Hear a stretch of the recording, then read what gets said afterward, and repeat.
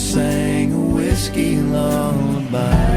La la la la la la la, la la la la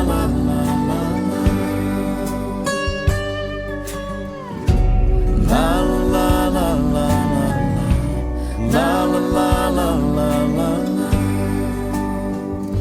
The rumors flew, but nobody knew how much she blamed herself for years and years. She tried to hide the whiskey on her breath. She finally drank her pain away a little at a time, but she never could get drunk enough to get him off her mind until the night she put that bottle to her head And pulled the trigger, and finally drank away his memory. Life is short, but this time it was bigger than the strength she had to get up off her knees.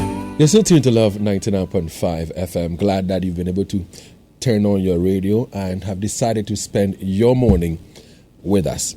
Now, Leo, earlier I was telling you that I wanted to get somebody some KFC when I was doing their LPM.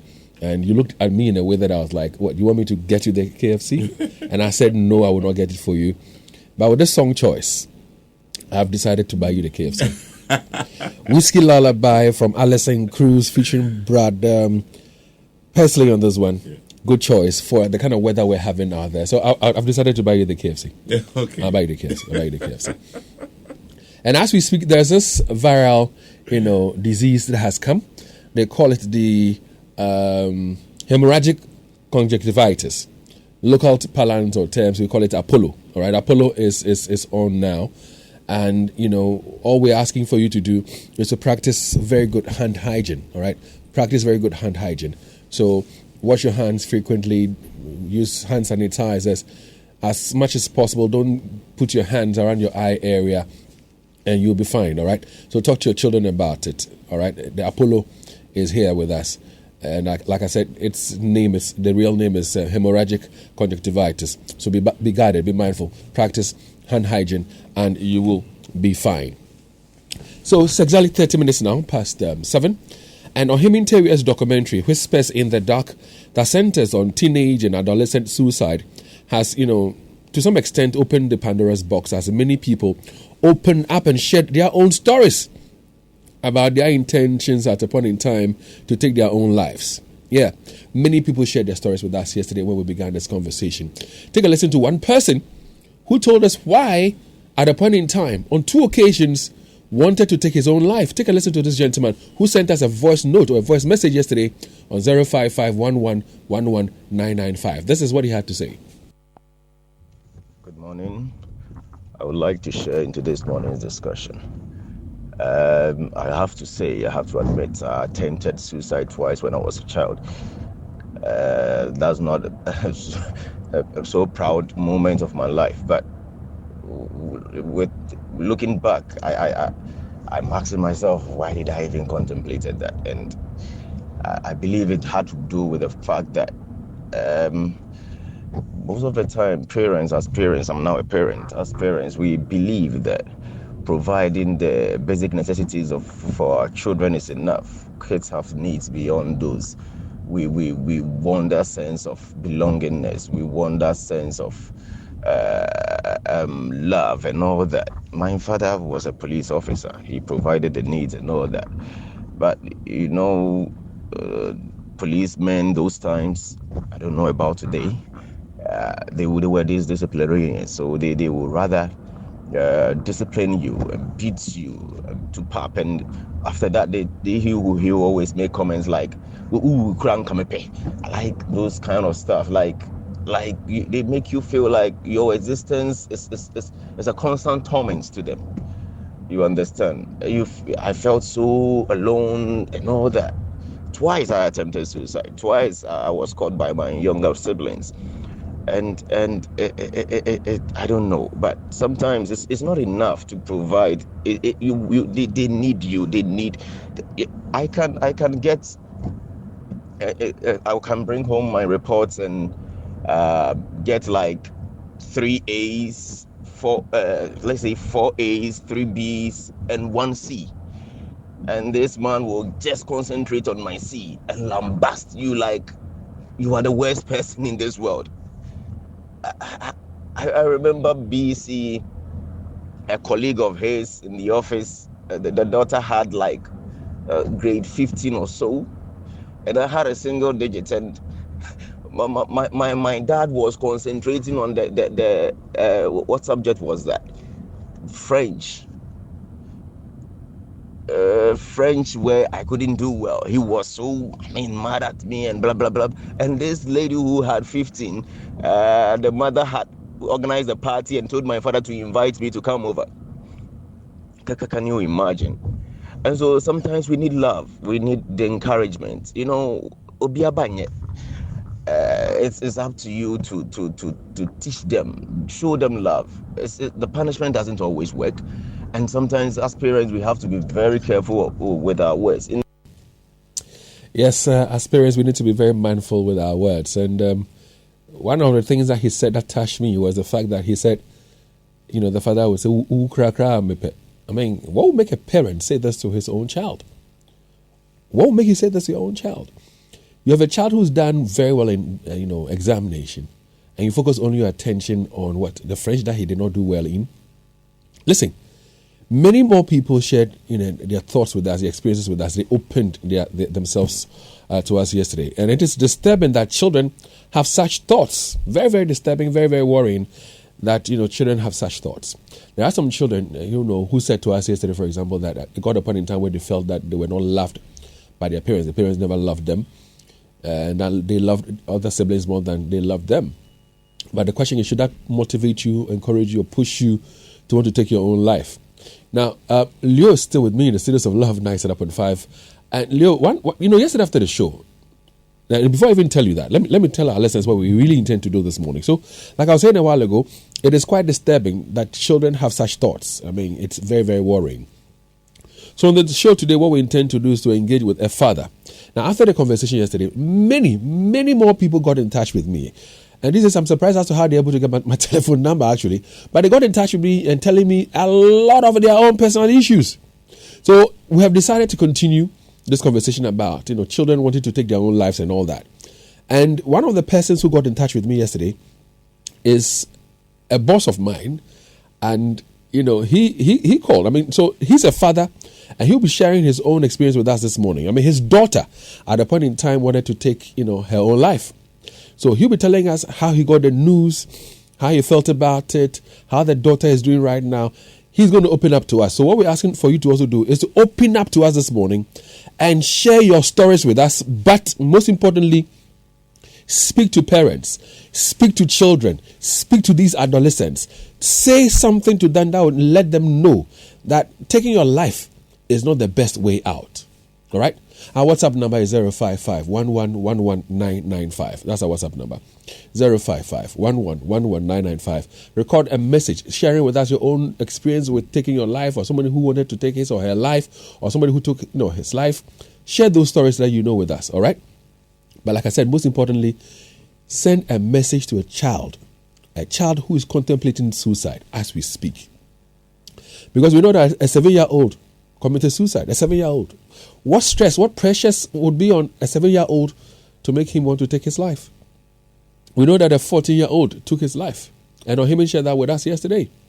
One interesting thing, Leo, that Ohemin said to me yesterday also had to do with 2 teenagers who have now been named, Romeo and Juliet. You know why? Romeo and Juliet is not their real names. And they are in a place called Trifopraso. Now, the boy, who himself is a teenager, felt that the girlfriend didn't love him enough. All that he had done, the girl didn't seem to love him enough, according to the boy. So he wanted to take his life. So it took some stuff to take his life. Then the girl comes around and gets to hear that this guy wanted to take his life because this guy felt that she didn't love him well enough. So you know what she also did? She also decided to take something to end her life. Oh, classic Romeo and Juliet. That's what I'm saying. They're called Romeo and Juliet. And so when they go to Chifo Praso, that's the story that is there. They are alive. They didn't die. They are alive. And Ohemi will be telling us more about that later, because I want to know whether they're still in that relationship or they have, gone out of that relationship. But listen, share your stories with us. Our WhatsApp number is 05511119995. And haven't shared your story with us. You are alive. You know somebody wanted to take his or her life. The person is alive. Share that story with us. And when you do that, at the end of it all, say some encouraging words. Tell children something so they don't take their lives. Because you and I know, based on the Ohemi's, documentary, many more children are susceptible to take their lives. On the phone lines right now is that gentleman I was talking about. He's a boss of mine. Now, he listened into the show yesterday, was touched by it, and sent me a message on the side, and I called him. And he told me a very, very sad, heartbreaking story.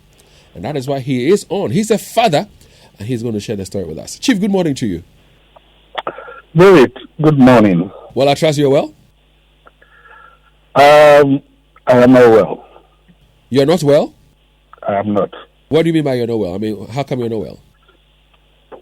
You see, when I listened to the documentary yesterday, things that happened to me in 2018 started reflecting, and I was like, I could have lost my daughter if not by the special grace and intervention of God. And I felt as if I failed as a father then. And since yesterday, the news of those young ones that have taken their lives just because the needed attention was not given, I dare say has been haunting me.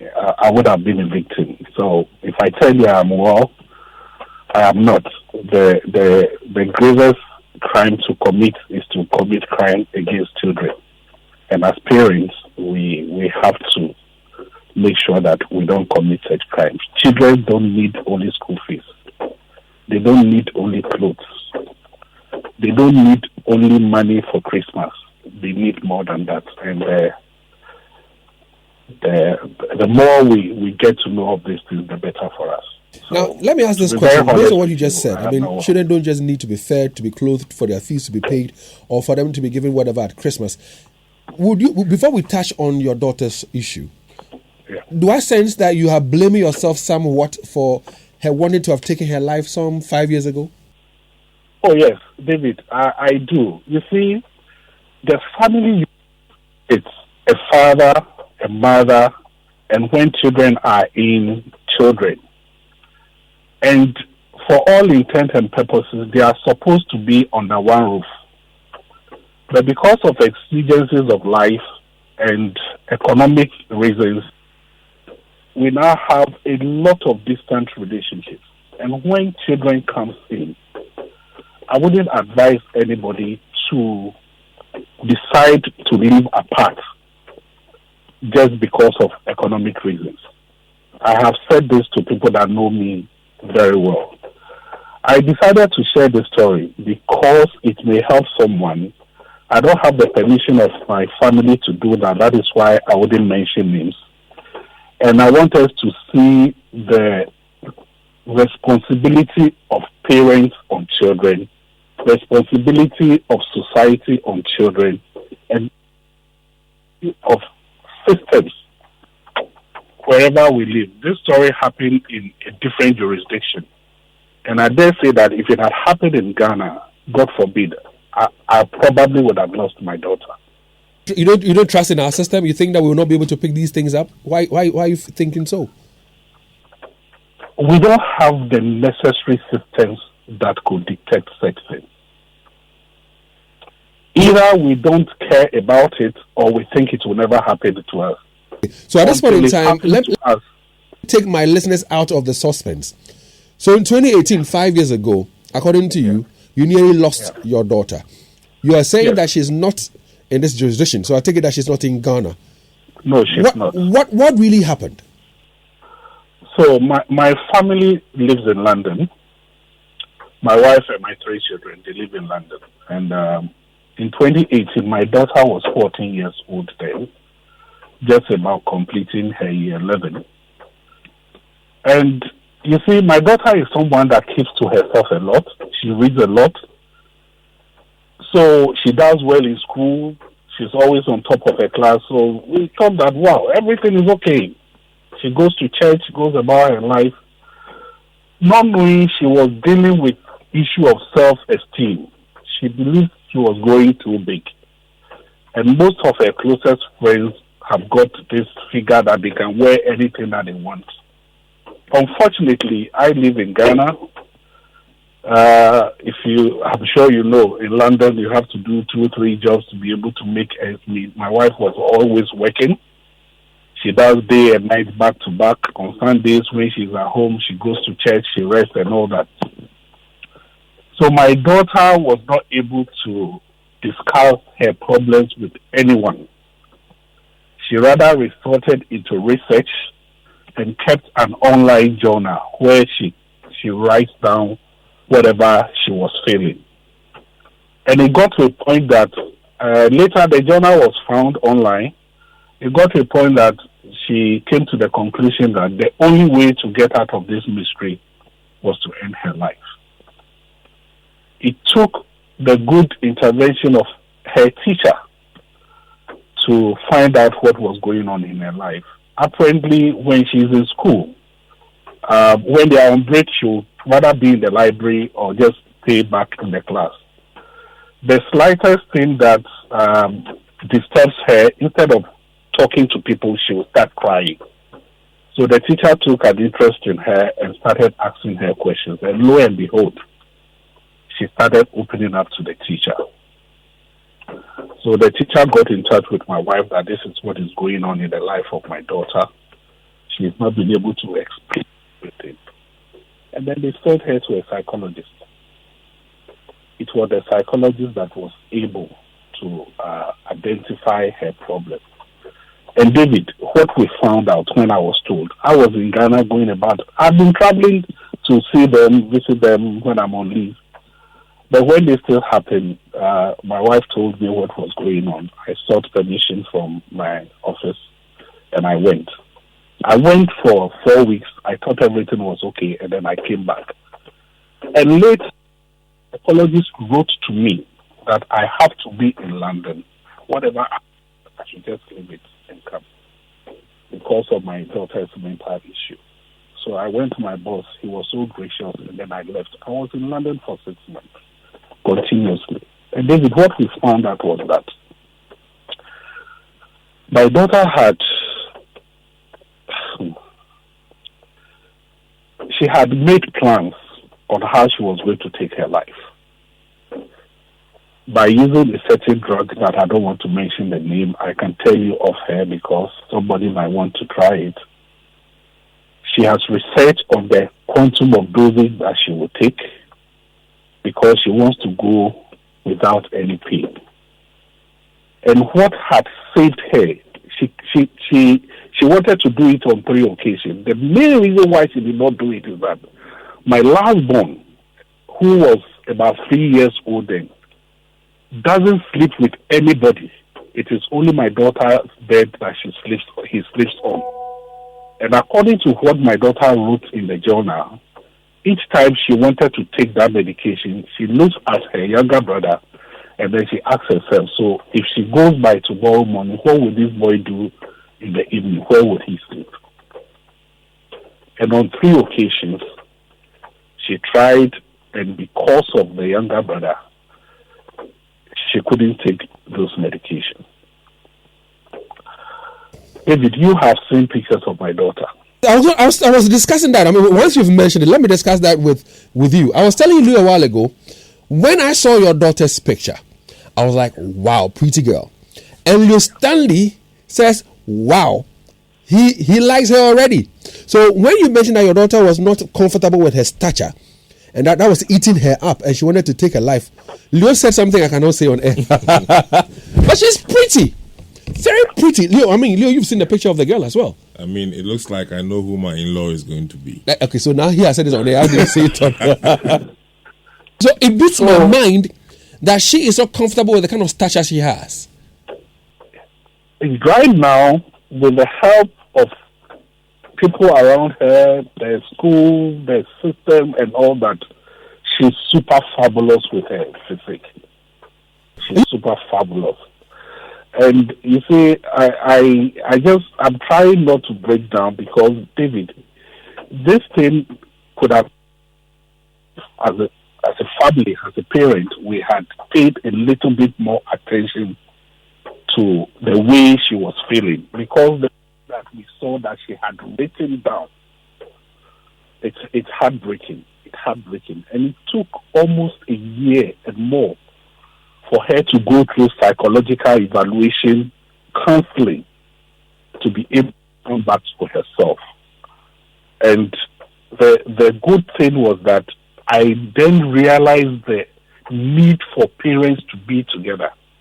For the 6 months that I'm in London with her, she goes to school, she comes back, I was there, we talk, she shared a lot of things with me. And as of now, when she was going on her first date, and this was just last 2 weeks, she called me and told me that this is a guy in church that has shown interest in her. They are going out for a movie and all that. She said, Daddy, please advise me on how to go about it. I couldn't have felt more proud than that day, thinking that I could have lost this beautiful gem about 5 years ago. Wow. I still blame myself, and I thank God anyway. The reason why I said the system was what helped me was that how many schools in Ghana or how many teachers would be able to notice that even if they did, how many jurisdictions or how many areas do we have counselors, psychologists that will be able to take this issue up? I even seek for permission from my employers, that I should be there, because my daughter, from the interview that they've had with her, I have a very huge influence on my daughter, so I have to. It's I don't know, David, but I just thank God for my life. If I had lost this gem that God has given me, probably, God forbid, I don't know the state in which I would have been by now. You know what? I would ask you to hold on for me, Chief. Yeah. And once you've decided to talk to us, I can feel the emotions in your voice right now. So just hold on for me. Don't hang up yet. Yeah. I have asked you to hold on for me because somebody sent a message to our WhatsApp console. And graciously, he has also agreed to talk to us. I'm not going to mention your name. I know you're on the phone lines right now. I won't mention your name. I just want to have a conversation with you. Now, listeners, especially parents and guardians, counselors and pastors, and whoever it is that is listening, why don't you call somebody and ask the person, are you listening to Love FM at this point in time? If nobody's listening, if the person is not listening, tell the person to tune in right now, because we want to do this to save lives of children, adolescents. We know of each situations where a 7-year-old has taken his own life, 14-year-old taking his own life. Listen, let's save lives out there. Yesterday, our minds were blown away when we were told that people wanted to take their lives. We played some for you this morning already. Leo, what does the person's message say? Don't mention his name on the console, please. Okay, he says, I was nearly taking my life just last week, but one man just advised me to take time because I know because of what I'm going through, but I should pray. Since I completed community health nursing school in 2020 till now, I didn't receive my certificate, although I have passed my licential exam, but I don't have money to pay and collect my certificate. And this is what was eating him up. Chief, you can hear me. Good morning to you. Good morning. How are you today? By God, please. So can I take it from what this gentleman Leo read from the message you sent to our WhatsApp console, that you wanted to take your life because you couldn't get money to pay for your certificate? Is that what it is? Indeed, that is it. How much is the certificate anyway? I tried always and no helper. Since I completed even this, I can tell you clearly that it was only 900 throughout my period of the course. Until now, even if they still call me to come back to the school there and pick this set. I don't even, whenever I see the call like this, my heart normally jumps.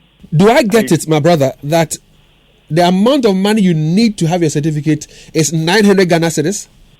No, No, it's more than that. I came, I went to work, all galamsey and whatsoever. Tell me, how much do you need to get your certificate? It's supposed to be 7,000 plus. 7,000 Ghana cedis and over. How come you have this accumulated amount of money? How come? What happened? When I was there, nobody. So whatever when they give us the break, they normally give us to go for the practical. Till I completed, I didn't even get a chance to go, and nobody. When I had the admission, even I didn't get money to pay. So the principal considered me. So since I completed, I tried my best. I couldn't. So I don't even know. Immediately when they are posting, I will not be part. Where are your parents? All of them are not there. We're talking about 7,000 Ghana cedis and more, my brother. But that is not worth taking your life, don't you think so? So 7,000 Ghana cedis, that's why what was driving you to take your life. Help me appreciate and understand that.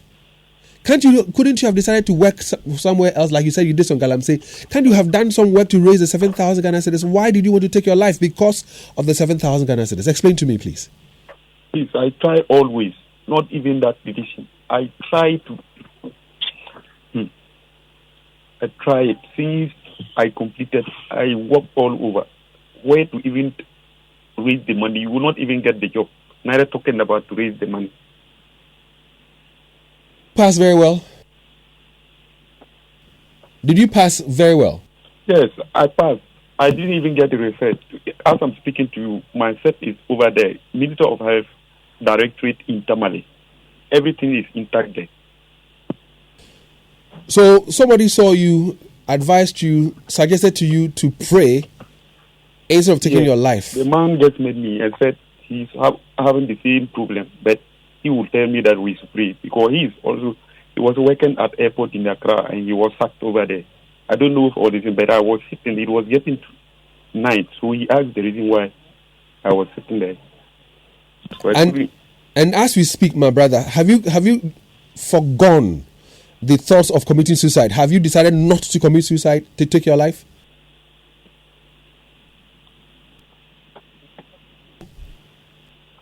My brother, can you hear me? Hello? Yeah, can you hear me? Yeah. I'm asking you, so have you now decided not to take your life anymore? Oh. The man, he promised me that we should see what we will do. Currently, just last week till now, we are calling each other. I told him whenever he gets in the place or in the work, he should call me. I'm ready to come in the work at all. Because currently, when they are to post, because they delay in posting, when they are to post, I will not be passed. I don't have anybody again. Because. All right, so let me say this to you. When Leo prompted me about your message on our WhatsApp console, then I asked Eugene to pick your number and to call you. I don't have the permission of my bosses to do what I'm about to say. But once we have your number, we will from this very moment have a meeting. And I can assure you, the listeners that we have on Love 99.5, I'm sure we can raise the 7,000 Ghana cedis or even more for you to be able to get your certificate. We'll speak to some people we know in the health fraternity so that you receive your posting. Okay? Oh, I'll be grateful. Thank you. So for the thought of taking your life, don't ever have that thought again. Okay? Okay. Once we have your number, we'll keep talking to you. All right? How old are you? I'm 30. You're 30? Yes. Don't worry. Keep talking. We'll see what we can do to help you, okay? Okay. All right. Thank you very much, sir, for joining us. Thank you. Wow. Wow. My boss on the other line, my big boss, Leo says one will be a future wife. But what do you make of this gentleman's story? What do you make of what you just heard from this gentleman, sir? It's heartbreaking. It's heartbreaking. You see, we are walking about doing our daily things, but people are going through a lot. And in Ghana, unfortunately, we don't take mental issues seriously. I got to know a lot about this during my daughter's issue. And at a point where somebody decides to take his or her own life, there is an element of mental breakdown at that point, which doesn't make the person think straight.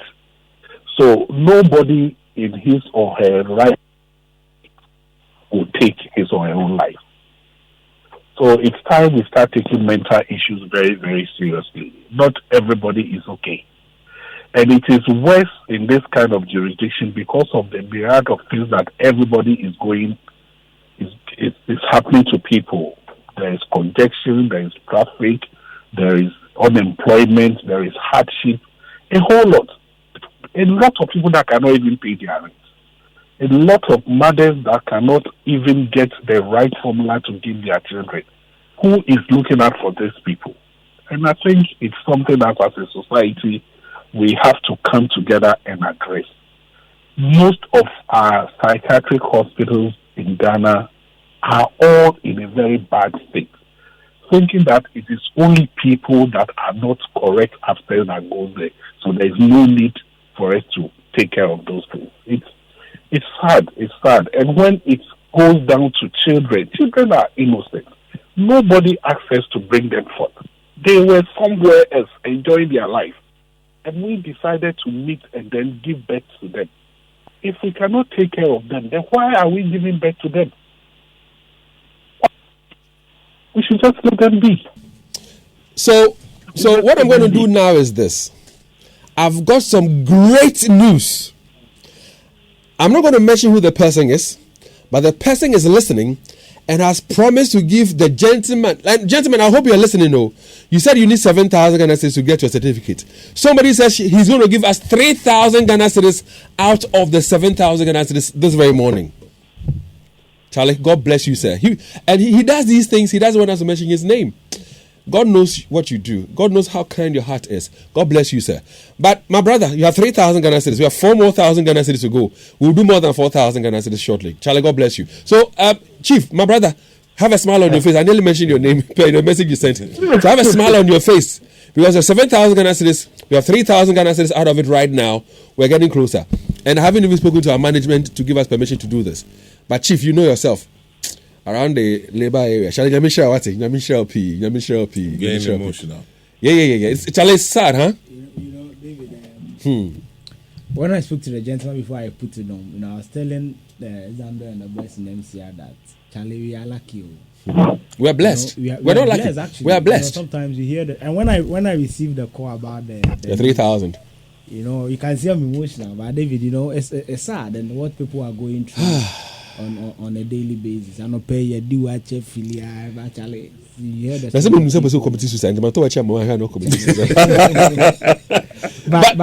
just personally, just to say thank you to the gentleman. Thank you, Mister. Thank you so much. You are. I don't know. He always does these things. Yeah. So grateful to him as a morning shoot. God bless you, sir. So. Jimmy, if you like, give me a memo, I'll respond. Listen, if you also want to support this young man to get the 7,000 Ghana cedis, Jimmy, I beg, permit me. I know we have rules of engagement, but Charlie, this is somebody's life we're talking about. So if you're listening to us and you want to support, we're going to give you a number. That's our old Momo number that we use for the sanitary pad collection. So we'll communicate and then we'll see what we can do. But Charlie, that is good news, isn't it? I mean, my boss, that is good news, isn't it? Oh, yes, it's quite refreshing. It's quite refreshing. The most important thing is to put in systems that will be able to come to the aid of these people. What advice would you want to give to those in authority? What advice would you want to give to our parents and guardians out there? And of course, what advice would you want to give to children who are contemplating taking their own lives? Thank you so much. I'll start with the families. As I said when I started, if we can, we should avoid this long-distance relationship marriages, especially when one spouse is within the country and one is outside. If it is within the country, it is better. You can easily travel and be with your family. But the one that you have one person outside the country and the other person inside the country, if we can, we should avoid it, especially when children are involved growing up. It doesn't help because out there, you need to work, and there is no way you can manage a family as a single parent, so to say, over there successfully. It is very, very difficult. So I would advise parents that if they can, they should always be together. And also, we shouldn't think that all the children need is a shelter over their head, their clothes and all that. They have emotional needs that the parents should be able to attend to. Know what your child is doing. Know what your child is interested in. Know your children's friends. And when you have a child, that is one thing I also learned that time, that the slightest thing you criticize her or him, and then the next thing is for her to go and lock herself or himself up and cry. Those are red flags. Children that cry at the slightest correction or maybe chastising, they cry uncontrollably. They have this feeling that they are not loved. So you need to watch it. And don't hesitate to seek for help. It is not a crime to have a mental issue. It's only in this part of the world that we think mental issues are some foreign sickness and all that. It's just like malaria that needs treatment. And if you have the right treatment, you'll get it. As a society, especially in our schools, in the case of children don't need only mathematics, English, physics, chemistry to survive. They need their health, their mental health. So we should, at least for every secondary school, if not even in the primary schools, there should be a counseling unit where teachers will take interest in the self-development of students. Psychologists should be among teachers in the school. It's part of upbringing so that some of these things can easily be detected, even if in the home it's kind of evades the attention of the parents. The teachers will be able to. Because I tell you, children are in school from like 8 to 2 p.m. You say that they spend a lot more time at home, but how many times do their parents see them when they go in the morning and come late in the night when they are asleep? So as a society, we need to do that. And then, well, the government, I don't know. We should invest in our healthcare more seriously, especially on the issue of mental issues. And all the wastage in the system should be channeled to something more profitable. Because some of us we could have been a victim of committing a grave crime, because I would have blamed myself for the rest of my life if I had lost my daughter. So Chief, say a big thank you this morning for opening up to us to share your personal experience with us. We're grateful. And the main reason for we doing this morning is to let parents be aware what is happening.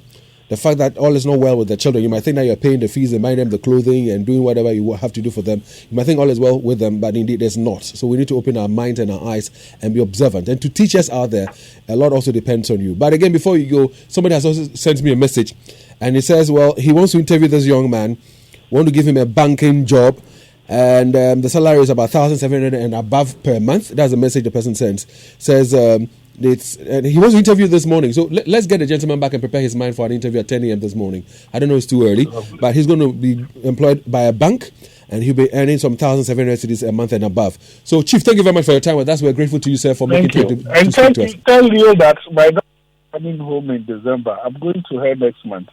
In December, she will come and visit him. I'm elated.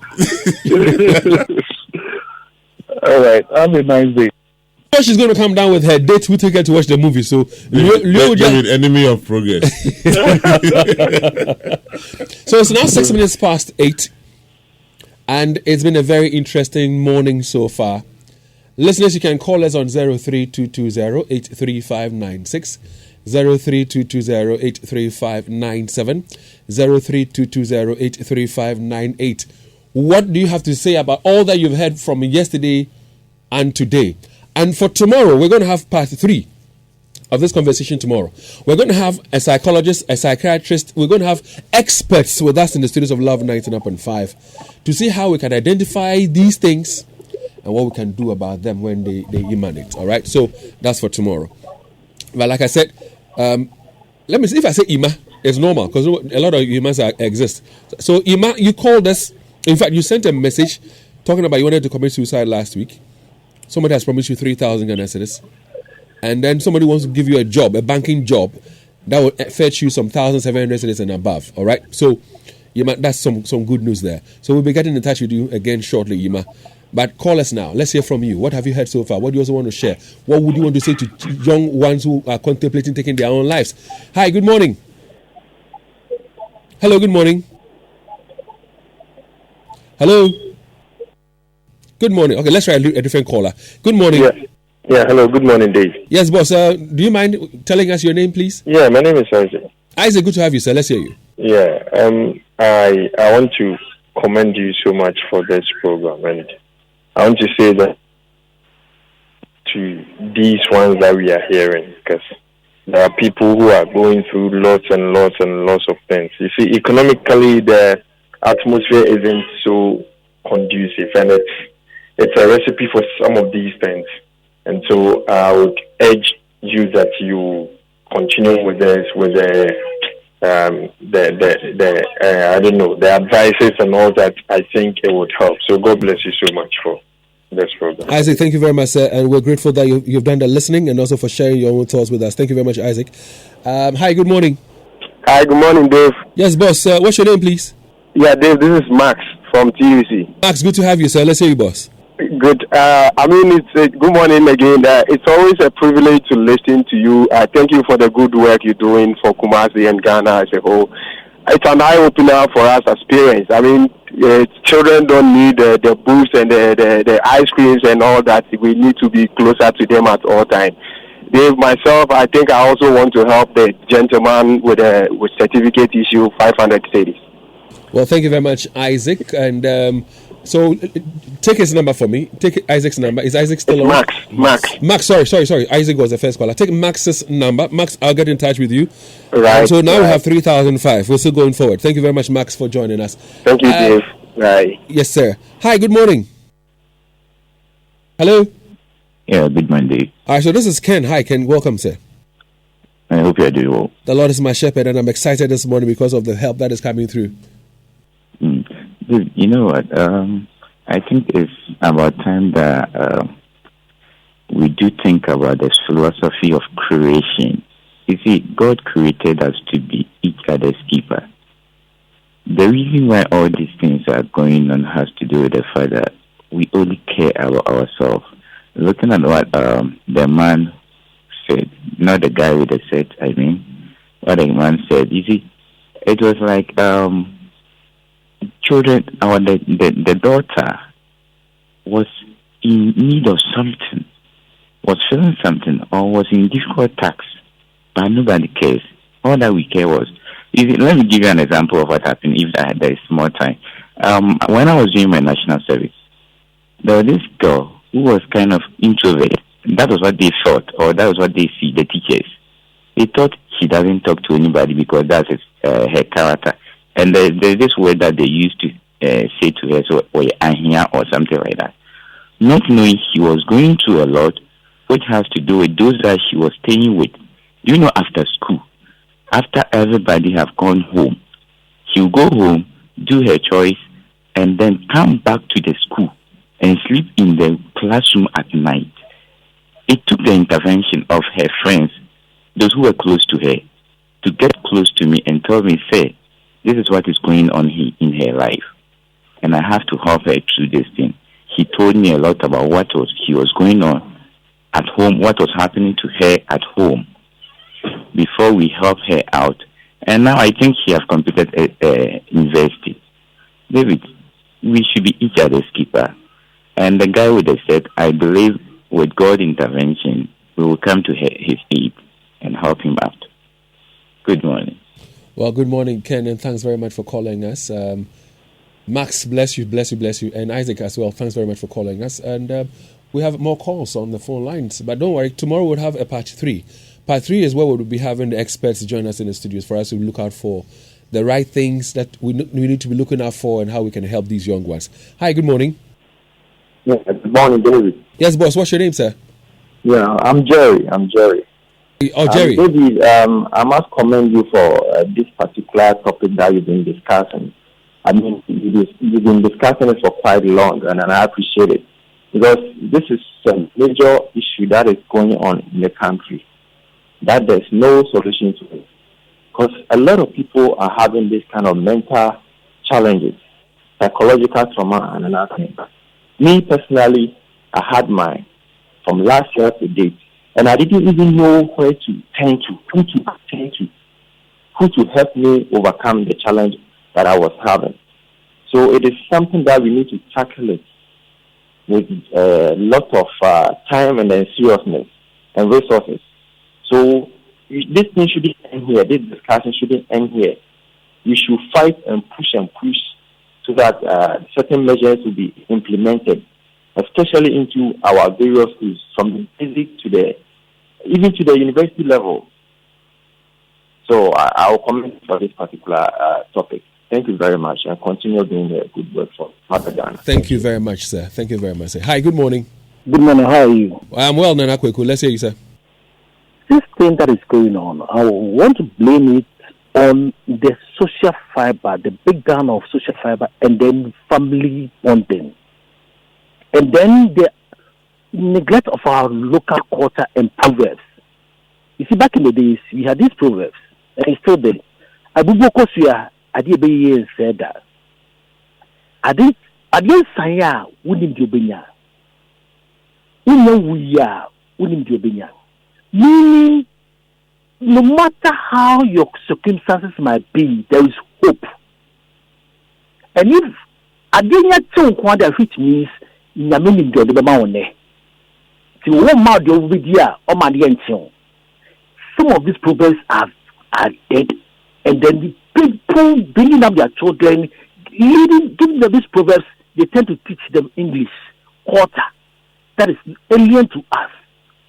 So, Mama and Papa are living in some place where they are just there. So, if the father is facing a problem, the mother is facing a problem, who do they speak to?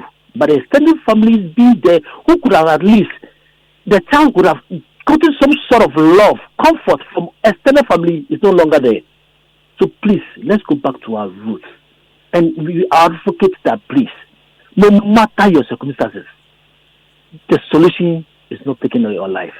You have something and you can get something the next day. Thank you very much. Well, thank you very much. Let's move on and pick 2 more calls, and then we'll go into our WhatsApp console and pick a few more messages from there. Okay, so I'm told that we should go to the WhatsApp console right now. People are sharing their personal experiences with us, and I'm happy about it, because if you speak out, if you talk about your issues, it doesn't eat you up too much. So take a listen to this. Hello, Dave. Good morning. I believe you are doing well. My name is Daniel, and I've been following this discussion since yesterday. I have 2 kids, and it started drawing me my mind back to when I was young. But the scary part of the whole thing was, even when I was an adult, this thing, it's as if they are like voices in your head. And sometimes I have no doubts when people say it's spiritual, because I have been to that point before. And if you don't get there, you will not understand what somebody's sharing. The voices are so loud to you that it's like somebody standing just beside you and giving you the thing like, just do it. So we have a lot of psychology students coming out. Let's sensitize our schools. Let them engage these guys. Let them be patrolling our classrooms and helping our children, so that our kids will become better. These things are very real, and I can relate. Thank you very much. Thank you very much too for sharing. Hello, Dave. With more voice messages to share. Take a listen to this one, please. It's unfortunate my message. I couldn't hear myself anymore. Okay, I'm Yadufi Boitebre for Emotional Resilience Counselor of Latter-day Saints. And as I was saying, I was prompted by a colleague about suicidal issues that is going on in our society. And it's rather unfortunate, but I think we, the parents, have to take the blame. We are too straight with our children. We are too straight, and we think that being straight is a way to have a perfect child. No. Being straight is a way of grooming demons and devils. Being straight is a way that one day we will cry while we stand and with the coffins of our children. Please, let's be open. Let's loosen up a little bit so that our children can be open to us, so that our children can tell us what is going on in their lives, so that if your child is being bullied at school, they can come to you as a parent and tell you, so that if our children mess up, they should feel free to come and tell you, knowing that you are not going to be upset or they are not going to be whipped. If not, we will continue losing our children. Please. Children are children. They have feelings too, but they don't know how to express it. So if anything can trigger it, please. There are a lot of kids who are obedient. Yes, they are obedient because they are afraid to disappoint us as parents. Please, let's give them room to grow.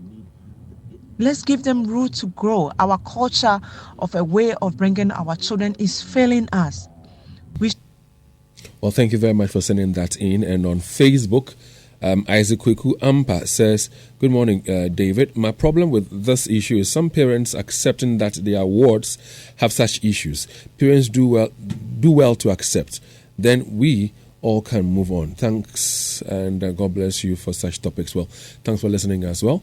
And this whole thing began by a documentary, part one of a hotline documentary put together by Ohime Interior, one of Multimedia's assistant editors, and he titled that documentary "Whispers in the Dark." We'll stay on WhatsApp for a few more minutes, and there's a message that Leo will be reading. Yes, so this one says, "Hi David, for privacy reasons, please don't disclose my identity. At the age of 6 or 7, I had suicidal tendencies. I didn't disclose it to my parents until I was about 10 or 12, and they started paying closer attention to me. My family was financially okay, so mine wasn't about finances, but perhaps sibling rivalry. I felt my parents didn't love me like my other 2 siblings. The next time I had that was when I felt I didn't do too well in my BECE because I was one of the best students in my school." And she goes on to say, thankfully, she's seeing a therapist now. So she's the most important thing is she's getting help. Yeah. She's getting help. That's good to hear. All right, so we can share a few more voice messages. I think we have a little more time, so let's go on. Good morning, David, and good morning to all listeners of Love FM. My name is Joshua. I once had to attend a PTA meeting for my sibling who was in JHS at the time. The school was a boarding school, and the headmaster was talking of how they were going to increase the punishment they gave to children who failed in the mock exams and so on and so forth. And I asked the headmaster if he knew about dyslexia, even learning disorders. Our educational system is such that children who don't perform in school or who don't perform according to our standards are deemed to be lazy, are deemed to be stupid, for want of a better word. And they are beaten, they are embarrassed, they are disgraced. Meanwhile, these children may have other skills and talents, sometimes even more crucial and essential skills and talents. Well, I pray that parents are taking, cues from all that we're doing, or we started doing from yesterday. We're doing this because we want to save lives. We're doing this because we want to improve upon our care for these young ones. And so let's all take cues. Let's all learn lessons from all that is being shared. Hello, good morning. I'm Dave. Please, I'm a teacher. About 2 years ago, I was connected to someone connected me to this woman in the United States who had brought her twins down here to go to school. There's a boy and the other is a girl. Now with the boy, I'm home tutoring them. With the boy, it looks like consistently he's a bit rowdy. Sometimes he gets violent when things don't go his way. So we've been getting this feedback from his school, and I've personally also experienced it in my time with him. And the situation is that when you give him some task to do, and he sometimes feels like it's too much, or even though it may not be, there are times when he would threaten to kill himself. And we've got this feedback a couple of times from the school. The teachers tell us that sometimes he does something, maybe he gets in a fight with someone, and then when they try to settle it, he would want to be right, and if it doesn't go his way, he threatens to end his life. And I would want to know if there's a way of telling, because it feels like this boy sometimes uses that as a manipulatory tool to get his way around things, and we would actually want to know if there's a way of going about it to tell if it's actually that's actually the situation, that this boy has such tendencies, or it's just a way of sometimes going about. He's very smart though. He's very smart. All right, so name, because I'm also David. Thanks for listening. Thanks for raising this. Thanks for sharing.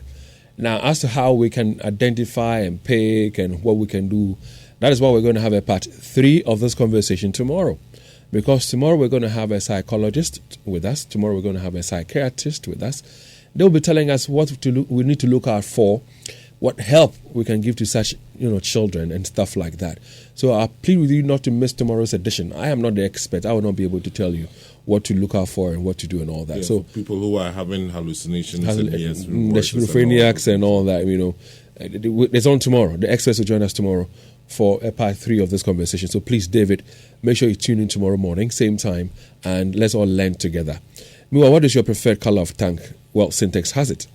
Again, what guarantee do you want? Well, again, Syntex has it. What kind of inner layer do you want? Is it double, triple, quadruple? Well, as many inner layers as you want, Syntex has got it too. So remember, no matter your water needs, Syntex has it. Now, Syntex tank are strong and are tough.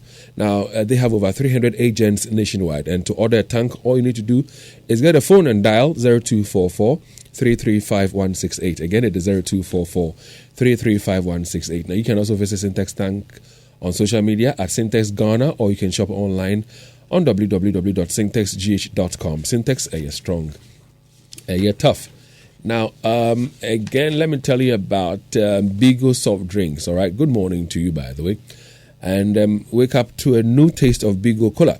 Nothing comes close to Bigo Cola, a drink of joy, both chilled and sweet.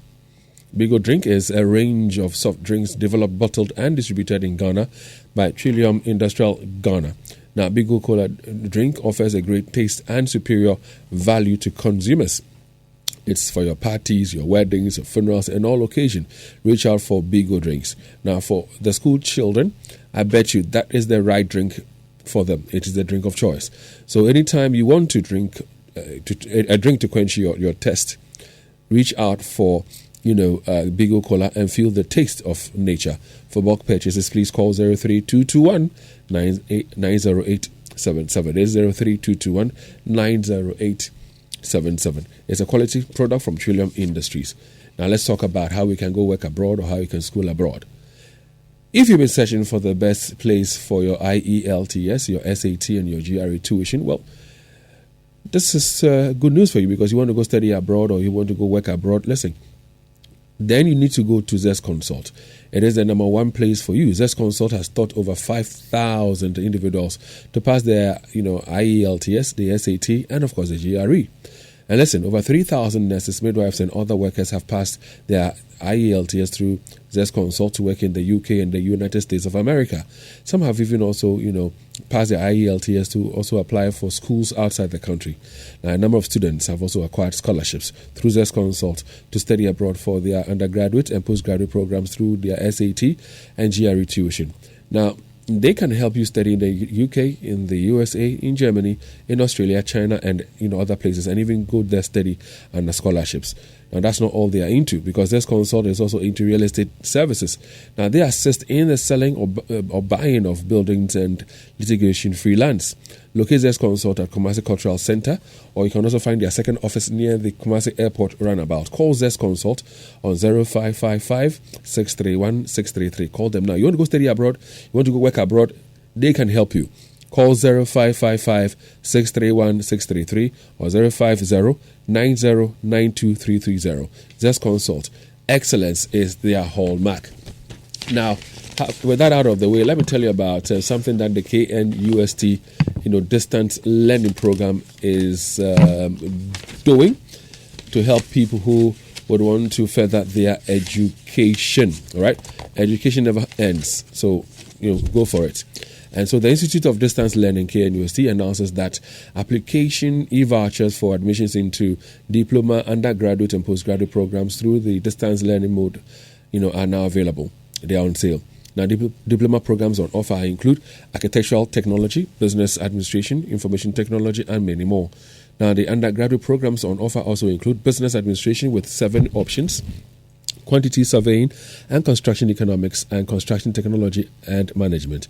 There are many more other programs available for you. Now, the Institute of Distance Learning also has several postgraduate programs on offer that include education, science, business, and so much more. You can use the short code star 477 star 160 hash to buy the e-voucher for application. Applicants can purchase an online application e-voucher from GCB Bank, EcoBank, Consolidated Bank, and you can also apply online. For further inquiries, all you need to do is visit idl.knust.edu.gh, or you can call the following telephone numbers: 0247 274 661, 0247 274 661, or 0500 482 885, 0500 482 885, or 050 110 2650. You can also follow them on the various social media platforms. We're talking about Facebook, Twitter, Instagram, and LinkedIn at IDL KNUST. KNUST IDL, providing flexible and quality education at your doorstep. Emmanuel, you've got some great news, huh? So you wanted to commit suicide somewhere last week. Well, fortunately, somebody saw you, advised you, and told you not to do that, but take it to the Lord in prayer. Your prayer is being answered by God. Prayer is good. We always tell you prayer is good, because you say you want 7,000 Ghana cedis to be able to get your certificate because you've been trained as a nurse. Now somebody has offered to pay 3,000 Ghana cedis to you. Say you know yourself, God bless you. And then Max came through and said he also wants to contribute 500 Ghana cedis. Well, Max, God bless you too. All right, so it's now 30 minutes past 8. We'll have a part 3 tomorrow. Don't miss it for anything. But right now, we're getting ourselves prepared to cross over to join 99.7 for the Super Morning Show. You provide the fire. Daily focus on your superstation, Love 99.5 FM, is giving you an opportunity to start your day right with anointed men of God. Tune in daily at 5:15 a.m. and be blessed. Be edified with Joel Osteen on Monday. Just because it seems like God is too late doesn't mean that He's not going to come through. Don't be impatient for Him to act. Keep believing, keep praying, and every blessing that belongs to you will show up. Receive the word with Reverend Eric Ajay Bediako of New Life City Chapel, Buokrom, every Tuesday. Anytime the Holy Ghost comes to dwell in your heart, He produces His nature in you. And so you that some time ago you were whatever, you begin to have desires for Holy. Well, our job is to provide answers to the questions you have been asking. This morning we're joined by Martin Kebu, who is a private legal practitioner. He's in studio with us, and we're joined on phone by Eli Plim Komla Agboloyo, who is Associate Professor at the Department of Finance of the University of Ghana.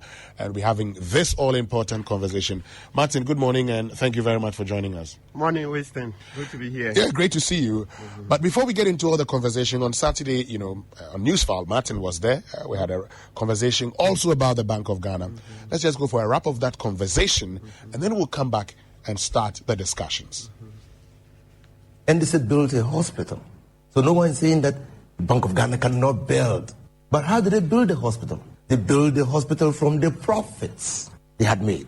And so they decided to invest part of the profits in building the hospital. You don't make a loss of 60 billion Ghana cedis and have a negative equity of 55%. You know what negative equity means? You mean you're broke? It means that you are not having 50% loss in equity.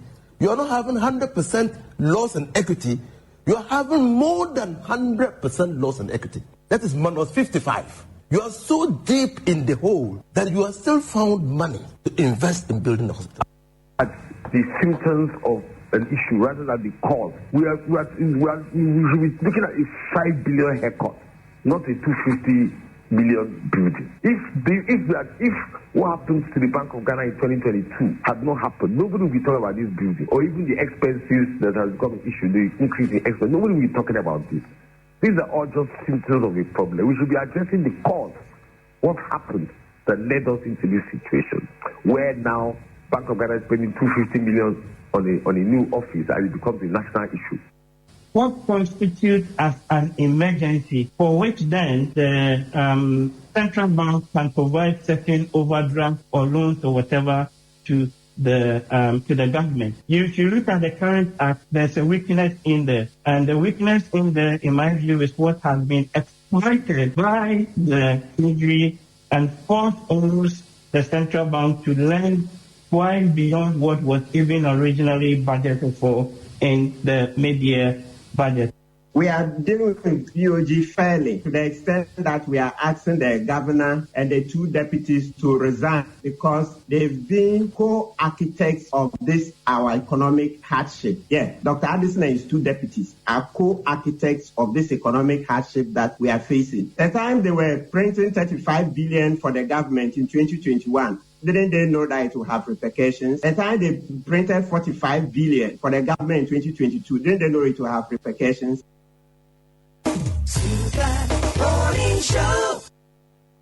All right, welcome back, and thank you very much for staying with us here on this morning show. For all of you listening to us in Kumasi on Love 99.5 FM, thank you so much for joining us, and in Sunyani on Sky FM, in Tak Radio on Radio Max, and in Cape Coast on ATF FM. And for those of you listening to us online, thank you so much for staying with us, and thank you so much for joining us. So, lots of discussions still surrounding the losses declared by the Bank of Ghana, 60.8 billion. Now, this morning we're joined by Professor Elikplim Komla Agbroyo, who's an associate professor of finance at the University of Ghana, and Martin Kpebu in studio. Professor Agbroyo, good morning, and thank you very much for joining us. Good morning, Weston. It's a pleasure to reconnect, and good morning to your defending expert. Great. So let's get into the conversation. I mean, there's been lots of talk here and there. You hear people talking about negative equity. You hear people talking about losses. Just by way of clarification, does it really matter that the Bank of Ghana has made losses? How do these losses impact the mandate of the Bank of Ghana? Before we get into the other aspects of the conversation. Yes. Okay. So maybe, first of all, I will start with how a loss can occur. So the central bank also has a balance sheet, which has assets and liabilities. The central bank earns income on the assets and pays interest on the liabilities. Sure. So, for example, if the interest cost exceeds the income, that could lead to a loss. Again, the central bank owns assets, and if the value of these assets fall, it could lead to a loss for the central bank because due to accounting requirements, sometimes you have to recognize the falling assets in your profit and loss. So these are the main reasons that account for a central bank making a loss. Okay. I guess the numbers are clear. They wrote off 32.3 billion on non-marketable securities, 15.1 billion on marketable securities, and 4.7 billion on their exposure to the cocoa board. They also made a 5.2 billion loss on price and exchange rate valuation effects, and 3.3 billion due to interest expenses on the cost of monetary policy operations. So that led to the overall loss of 60.8 billion. Now, directly to your question, does this matter? It's a cause for some concern, especially if losses occur frequently or year after year. But whether we should be alarmed, my answer will be no. This is not a cause for alarm. Why is it a cause for alarm? Because central banks are a bit different from commercial banks. So if a central bank makes a loss, it does not necessarily mean that the central bank has been reckless. And losses and negative equity do not directly affect the ability of the central bank to effectively carry out its mandate in terms of monetary policy and achieving price stability and financial stability. So this is according to the Bank for International Settlements 2023. Okay, so losses and negative equity do not directly affect the ability of the central bank to achieve its mandate. Indeed, whether we are in normal times or in crisis periods, what we should judge the central bank on is its ability to achieve its mandate. And here, what's that mandate? For those, what's that mandate? Okay, so the mandate is price stability, i.e. controlling inflation, and promoting the stability of the financial system. So these are the two key mandates of the central bank. Okay. So let's start from price stability and now begin to look at the lendings to government. That's where a lot of the issues are. And here, let me just break it down to monetary financing, something that you are aware of. What is the impact of monetary financing on price stability? Okay, so that could lead to inflationary consequences, especially because then you have more money in the economy. And that is part of the challenges we have faced in terms of the fact that the central bank is doing what it's supposed to do in terms of increasing the policy rate to control inflation. But given the fiscal challenges we have had, and they have had to more or less step in and support the government and bail out the economy, that in a way offsets monetary policy, which is not entirely their fault. Okay, the problems we are facing now is more of coming from the fiscal side rather than the monetary side. Hold on a minute. Let's get the clarification clear here. Yeah. Now, you have indicated that monetary financing could create inflationary pressures. Yes. So, would I be right to suggest that by financing government, the Bank of Ghana played a role in the high rate of inflation